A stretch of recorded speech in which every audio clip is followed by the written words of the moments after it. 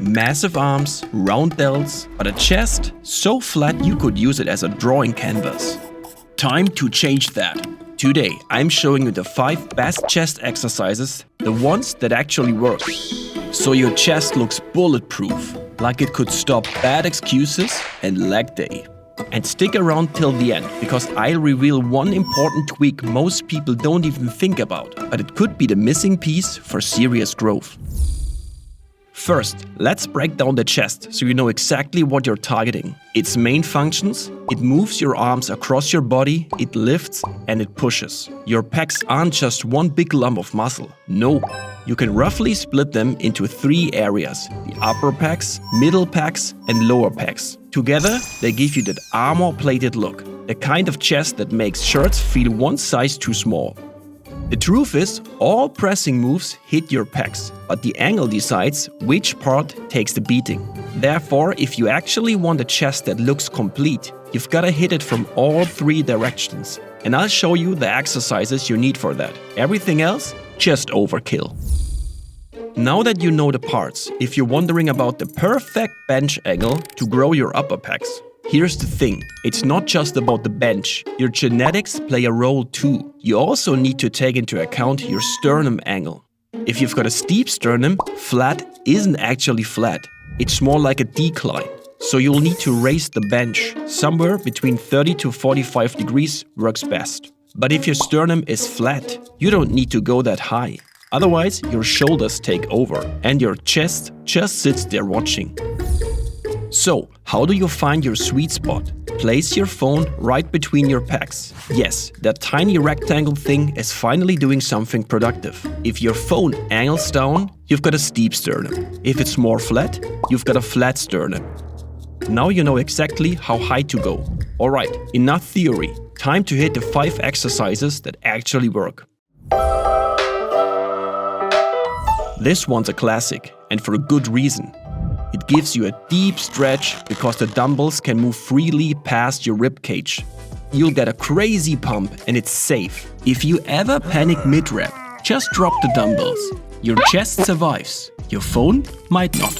Plus, you don't need to wait for a crowded bench with a guy who thinks texting mid-set is part of his warm-up. Here's how to nail it. Set the bench angle. Remember the sternum angle we talked about earlier. Arch your back slightly and keep your chest high. Pin your shoulders back.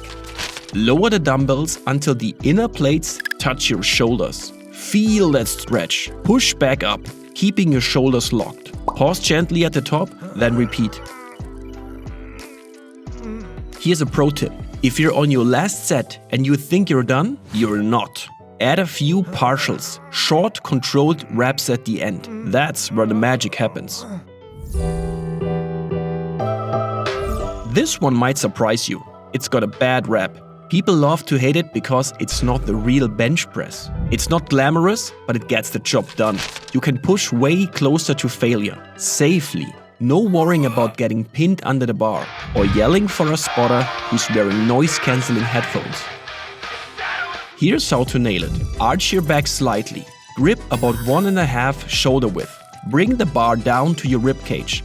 No half reps, full range. And when you feel like you've got nothing left, that's when the real work starts again. Grind out 2 or 3 more reps. You couldn't pull that off safely on a free barbell, but here you can actually push to your maximum capability. Machines make it easy to overload safely. You don't need to worry about stabilization. Just focus on clean reps, consistent speed, and a deep stretch. Now we move from heavy to focused. I know, setting this one up can be a bit annoying, but trust me, it's worth it. Unlike the fly machine, your shoulders aren't locked on rails. You move naturally, which means your joints chill out and your chest takes over.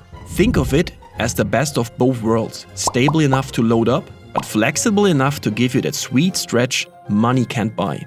And hey, if your gym is packed again and someone reserved that cable with the lonely water bottle, just use the regular fly machine instead. The next 2 moves, perfect to sprinkle on top of any workout. Exercises that need almost no warm-up and are super easy to progress. Perfect when you're traveling. Just bang them out anywhere. Start in position, butt up nice and high. Your elbow should line up roughly over your forearm. Look forward, not straight down. And whatever you do, don't let your hips drop towards the floor. Descend slowly, get as close to the ground as you can. Pause for a second, then push yourself back up. Stay tight and stable the whole way, and each time you go down, try to stretch just a little bit deeper. You experience the highest forces at the bottom of the movement. Embrace that stretch, my friend, and build up to 20 clean reps. Do that, and your pecs will start to look different. Last exercise, but don't go anywhere after this one, because I've got something super important to show you for your chest growth, and it might just be the missing piece your gains needed. Dips. Basically, the better version of the decline press. Why? Because you take away the limiting factor, the barbell, and you can stretch way deeper. Now, I know what you're thinking. Wait, isn't that a triceps exercise? Yes, if you do it wrong. But with one small tweak, you turn it into a chest killer.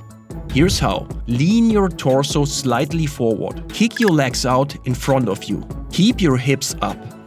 Then descend as far as you can, deep and slow, and push yourself back up strong. You can apply progressive overload in many ways. Start assisted, move to body weight, and when that gets easy, add some plates.